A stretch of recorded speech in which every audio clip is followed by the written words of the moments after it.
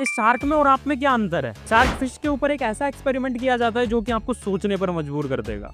इसमें होता क्या है, शार्क को समुद्र से निकाल के एक बड़े से टैंक में डाल दिया जाता है। अब क्या था, उसी टैंक में कुछ छोटी मछलियों को भी डाला जाता है, मगर जैसे ही उन मछलियों को डाला जाता है, शार्क तुरंत उन पे हमला करती है और उन्हें अपना खाना बना लेती है। मगर कुछ हफ्तों बाद साइंटिस्टों के थ्रू उस टैंक में एक बीचों बीच एक कांच की ट्रांसपेरेंट वॉल डाल दी जाती है। और अब क्या था, जैसे छोटी मछलियों को दीवार के इस ओर डाला जाता है, शार्क आती है और तेजी से हमला करने, मगर उसी ट्रांसपेरेंट दीवार से टकरा कर वापस चली जाती है। और शार्क बार बार कोशिश करती है उन छोटी मछलियों को खाने के लिए, मगर बार बार उस दीवार से टकराकर वो वापस चली जाती है। और कुछ हफ्तों तक ऐसा ही चलता रहता है। मगर इस एक्सपेरिमेंट में ट्विस्ट तो तब आता है जब साइंटिस्टों के थ्रू उस ट्रांसपेरेंट कांच की दीवार को निकाल लिया जाता है और शार्क को देखा जाता है। शार्क अब कोशिश तक भी नहीं करती उन छोटी मछलियों को खाने के लिए। क्यों? क्योंकि शार्क ने दिमाग में एक इमेजिनरी वॉल क्रिएट कर ली होती है। उसे ऐसा लगने लग जाता है कि अब मैं कितनी भी मेहनत कर लूं, मैं इन छोटी मछलियों को कभी नहीं खा सकता। हमारे साथ भी कुछ ऐसा ही होता है। हम अपने दिमाग में एक ऐसी इमेजिनरी वॉल क्रिएट कर लेते हैं जिसे हम कभी ब्रेक ही नहीं कर पाते। क्यों? क्योंकि शुरू में तो हम बहुत जोश और हिम्मत के साथ कोशिश करते हैं और जब रिजल्ट नहीं मिलते तो हम गिव अप कर देते हैं।